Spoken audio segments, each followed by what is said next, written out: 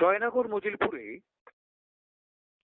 হিরণ্যগর্ভ সাংস্কৃতিক প্রতিষ্ঠানের সশ্রদ্ধ নিবেদন আজ Guinness world record holder UCMAS abacus আপনার সন্তানের গাণিতিক দক্ষতা বৃদ্ধি করুন। দ্রুত গণনা করার দক্ষতা, সৃজনশীলতা বৃদ্ধি এবং অভিজ্ঞ প্রশিক্ষক। কাকদ্বীপ ব্রাঞ্চে যোগাযোগ করুন।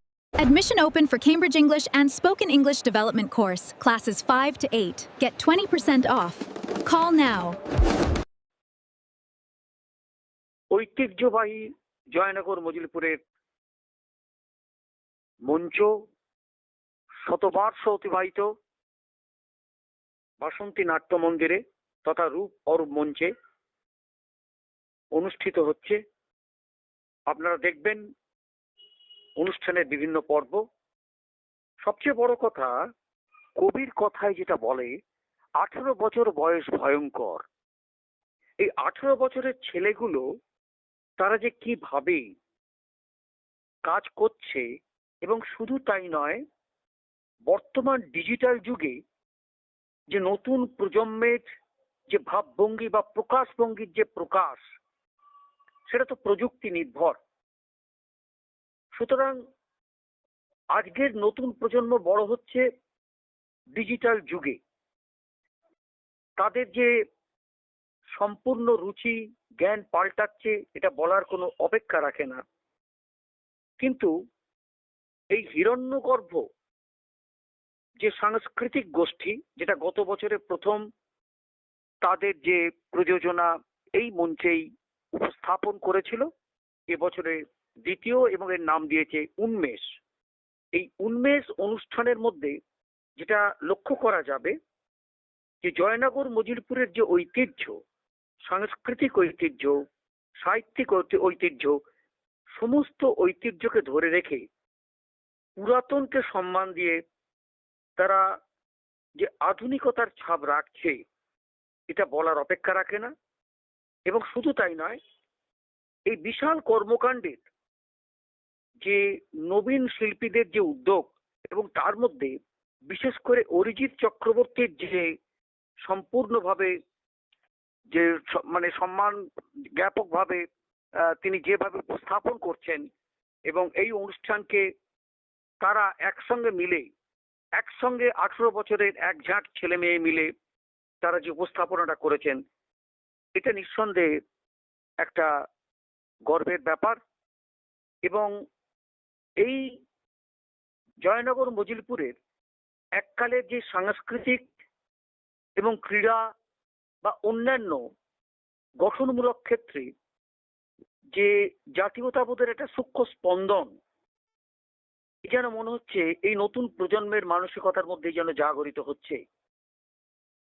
আমি মনে করি দেশের সাফল্যের কামনায় এই সংস্কৃতিকে জিইয়ে রাখতে, বাঁচিয়ে রাখতে জয়নগর মজিলপুর অর্থাৎ রত্নগর্ভ সহোদরা, এই জয়নগর মজিলপুরের নতুন প্রজন্ম, অনেক সংস্থা রয়েছে যারা যথেষ্ট ইতিবাচক ভূমিকা পালন করে আসছে। এবং সবচেয়ে বড় যে এরা কিন্তু সেই শিকড়ের টানে সবাই নিজেদের মাটিতেই এই এক একটা সংস্কৃতির বহিঃপ্রকাশ ঘটাচ্ছে। তাদেরই মধ্যে অন্যতম হিরণ্যগর্ভ। আজকে তাদের সশব্দ নিবেদন আমরা বাসন্তী নাট্য মন্দিরে দেখছি, যেখানেতে 5:30 থেকে যে অনুষ্ঠান শুরু হচ্ছে, বিভিন্ন অনুষ্ঠানের মধ্যে দিয়ে যেভাবে অনুষ্ঠান হয় আমরা যেটা জানি, যে অনুষ্ঠান এই বাচ্চা ছেলেগুলো তারা করলেও তাদের যে চিন্তাধারা এবং তাদের যে সাহসিকতা এবং তাদের যে কণ্ঠস্বর এবং উচ্চারণের যে এই চিত্রাঙ্গদা বলে একটা কঠিন যে আলেখ্য, তাকে তুলে ধরা, যেন প্রাণ প্রতিষ্ঠা করা, সেই সঙ্গে বিভিন্ন অনুষ্ঠান করেছে। মূল অনুষ্ঠান কিন্তু চিত্রাঙ্গদা, খুব কঠিন কাজ। রবি ঠাকুরের সেই চিত্রাঙ্গদাকে তারা তুলে ধরছে, এবং এই আলেখ্যের মধ্যে দেখা যাবে যারা অংশগ্রহণ করেছেন তাদের, যদিও তারা নবীন, কিন্তু নবীন হলেও তাদের কিন্তু চেষ্টার কোনো ত্রুটি নেই। তারা কিন্তু চেষ্টা করেছেন যে কঠিন কাজকে কিভাবে সরলভাবে দর্শকের কাছে উপস্থাপন করা যায়। অনুষ্ঠান শুরু হবে 5:30 থেকে এবং সেই অনুষ্ঠানের শেষ যে আকর্ষণ সেটি চিত্রাঙ্গদা।